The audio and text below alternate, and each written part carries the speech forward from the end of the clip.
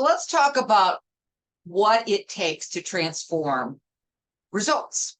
So let's pull apart the components of what goes into producing results.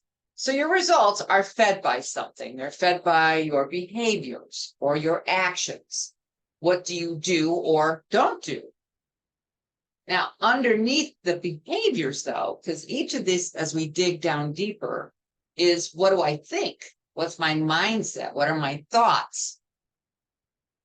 But my thoughts are fed by something. They're fed by my habits. If I have a habit of thinking when something's hard, that I look for the path of least resistance or avoid it. Or do I have a habit of, wow, it's hard, it's challenging. How can I overcome this? How can I learn how to do this? And although the three of these all work in sync, there's something underneath all this that's even more compelling, more important. And that's your self-concept, because this feeds everything.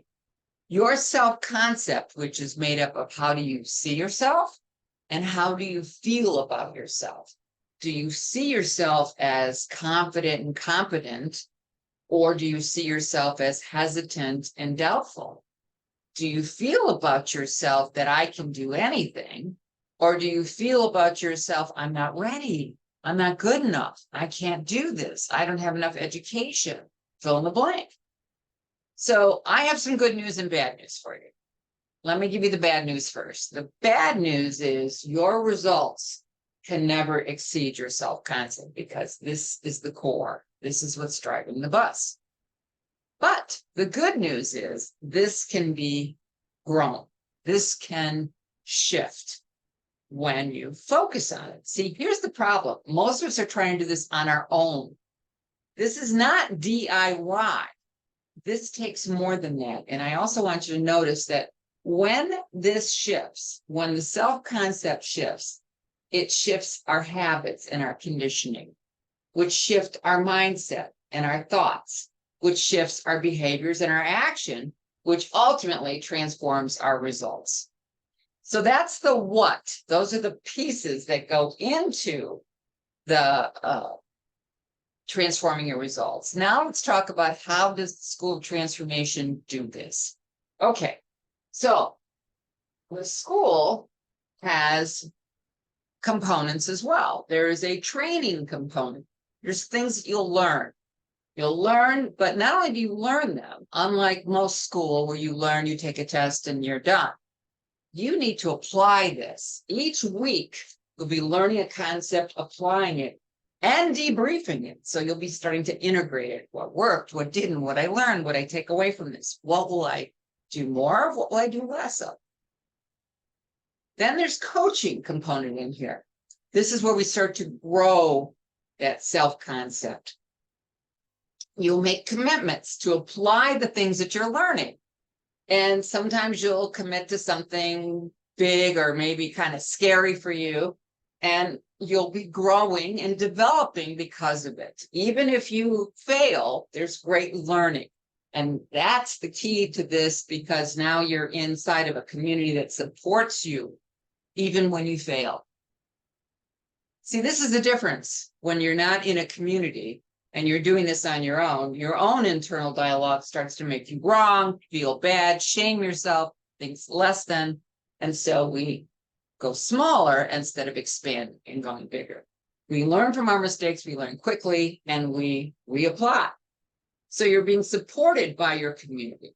They're sharing their experiences, you're sharing your experiences, and everyone's encouraging each other. So even when something is tough, we can, someone will see something you couldn't see. Someone in the community will say, try this, try that, tweak this, tweak that. And all of a sudden things shift. Let me give you an example. We had a woman in the group who wanted to take on something very risky, and she was very hesitant. She was really worried about making a mistake, blowing up her business, getting hurt, the whole bit.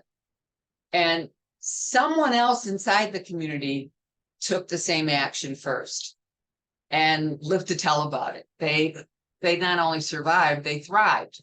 So then her mindset shifted, I can do this. And she took it on. And then she grew and she was encouraged and she committed and she took the steps and applied. So what this really is about is playing to win together. This isn't about paddling your own canoe. It's about being inside a community that helps and supports each other. I call it rowing together versus paddling by yourself. And it is inside an environment that is a supportive, applied learning community. So that is the why we're doing this, because I've seen too many people be frustrated, upset, and discouraged that they're not getting the results that they want because they can't transform and need the support and the guidance. We talked about the what, which is what are the pieces to transform results? What goes into your results?